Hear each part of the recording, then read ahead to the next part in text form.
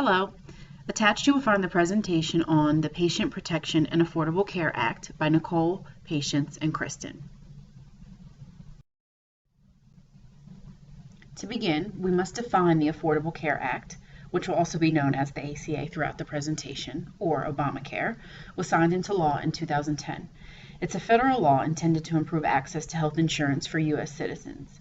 The ACA was designed to provide health insurance and make health more available and affordable to the working poor, all while rationing benefits to nearly all of its residents. During open enrollment, we did have some challenges, but present day, 2016, have been able to overcome them.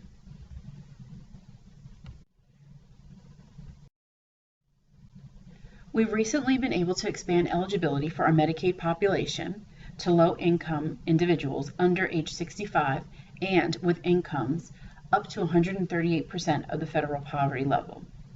In addition, coverage was also extended to young adults under the age of 19 with pre-existing conditions.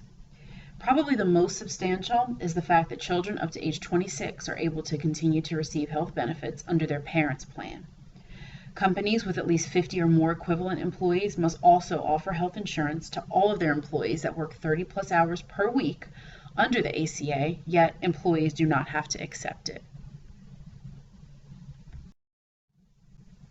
The federal government is also covering 100% of the cost for most states through 2016 before gradually reducing its generous contribution, still of 90% for all states, by the year 2020. This generous benefit will provide the states with an estimated $800 billion through 2022. Despite the additional federal funds, many states have opted out of expanding Medicaid to individuals that didn't previously qualify due to long-term projected costs and tax implications. We often hear the term health insurance exchange. A health insurance exchange is a term used to describe an online marketplace or website for individuals and small companies to shop for health insurance. The exchange allows for individuals or small business owners to learn about the healthcare coverage options they have, compare and contrast various health insurance plans, select a plan, and enroll in said plan for health insurance coverage for themselves or for their employees.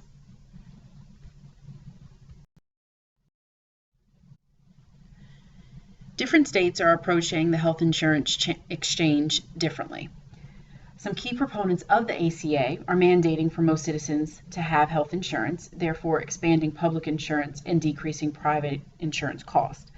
To achieve this, the states were given 4 choices and the ability to do what's best for their state and its citizens. States have either implemented a state-run health insurance exchange, allow the federal government to run it for them, partnered with another state, or partnered with the federal government. To date, the majority of the states have given the responsibility to the federal government or partnered with them. 14 states and DC have chosen to manage the marketplace themselves. A lot of people confuse the ACA with the Medicaid program. As stated previously, there were some new guidelines that were put into play to essentially extend the Affordable Care Act program, and how Medicaid, along with that program, helped to extend the newly eligible type of people that were able to fall into certain categories. So this essentially sums that up, in addition to stating that each state, it was optional and it wasn't something that was totally and completely mandated. In addition to confusing the ACA with the Medicaid program and the Medicaid program with ACA, another big misconception about the ACA is that it is totally and completely free. Under the healthcare law, there are 5 things that are taken into consideration when setting premiums. The first being age. Premiums can actually be up to 3 times higher for older people than younger people. Secondly, location. Where you live has a big effect on your premiums. Differences in competition, state and local rules, as well as cost of living also come into consideration. Tobacco use. Insurers can charge tobacco users up to 50% more than those who do not use any type of tobacco. Number 4, individual versus family enrollment. Insurers can charge more for a plan that also covers a spouse and/or dependents versus just covering the individual employee or person. And last, the plan category. As you can see, there are 5: bronze, silver, gold, platinum, and catastrophic. These categories are based on how you and the plan share cost. Bronze plans, of course, usually have the lower monthly premiums and higher out-of-pocket costs when you get care. Taking it to the extreme, platinum plans usually have the highest premiums and lowest out-of-pocket cost. There are 3 variables when it comes to the politics of the ACA: cost, access, and quality of care, which we'll explore more in depth.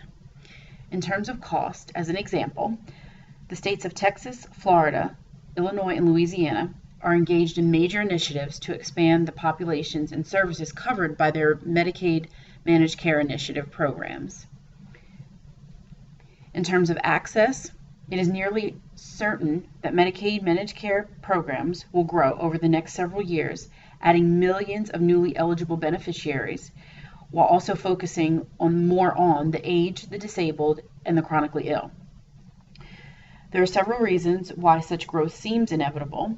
First, of course, is the vast expansion of the Medicaid program under the ACA, or as a result of. This also encourages states to cover those otherwise eligible persons with incomes at or below the federal poverty level. This option, which I just stated, actually went into effect in 2014, and at the time, estimated results were coming in somewhere between 16 to 18 million new potential Medicaid enrollees, with adults between the ages of 21 and 65. Most policymakers today seem to believe that providing care to the high-cost chronically ill is the area where managed care can provide the most significant improvements in access, as well as quality care and coordination, while also potentially achieving large cost savings. Indeed, states are especially interested in expanding these efforts to coordinate the care of the dual eligible, but we also must not forget about the other patient populations as well. With the implementation of the ACA, it's mandated the use of measures of the quality of care, public reporting, and performance payments. The law repeatedly refers to patient-centeredness, patient satisfaction, patient experience of care, patient engagement, as well as shared decision-making in its provisions. While the ACA may signal a turning point, national healthcare reform is an opportunity and not a guarantee. So it'll definitely be interesting to see as we move on into 2020 and beyond, to see how much quality has really been affected with the implementation of the ACA.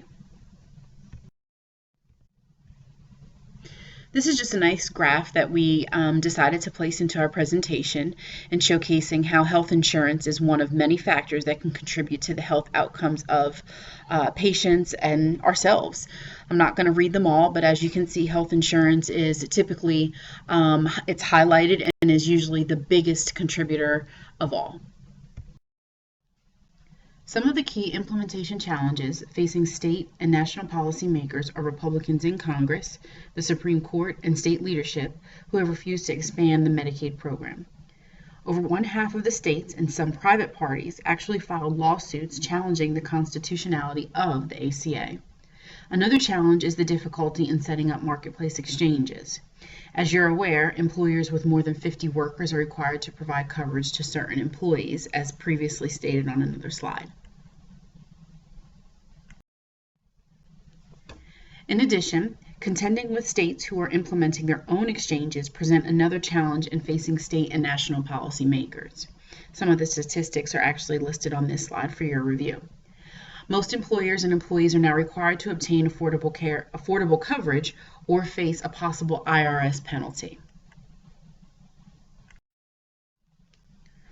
A lot of good has come from the Affordable Care Act. Pre-existing conditions are no longer being looked at as a way to deny people coverage. Children are actually being covered more than ever and up to age 26 on their parents' plan if eligible. And preventative services are actually increasing, therefore taking care of and closing the loop of immunizations, mammograms, birth control, things that normally would not have potentially been covered by an insurance plan or would have been very expensive out of pocket. Additionally, mental health used to be a special part of health coverage.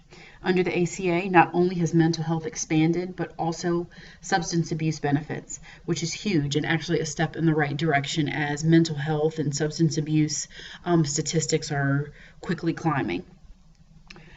There's also been substantial savings on prescription drugs. Highlighted in the PowerPoint is the elderly, but there's actually been savings for everyone under the ACA for prescription drugs. There are some cons to the Affordable Care Act.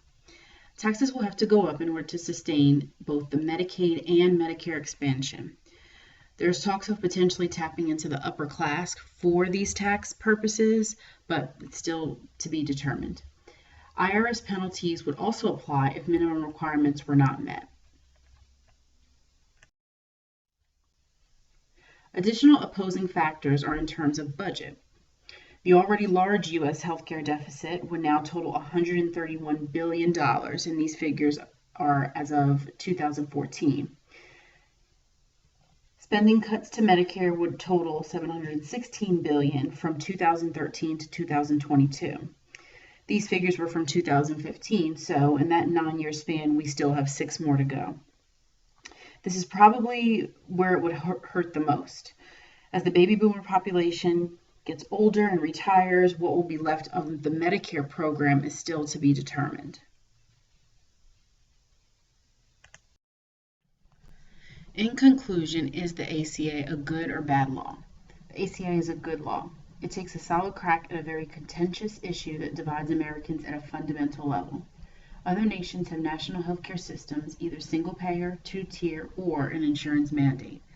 The ACA provides flexibility and insurance for millions of Americans without healthcare coverage. The ACA improves the quality and efficiency of healthcare in preventing chronic disease. Millions of Americans with pre-existing conditions, including up to 17 million children, will no longer have to worry about being denied healthcare coverage or charge higher premiums because of their healthcare status. Slides 20 through 23 showcases our references.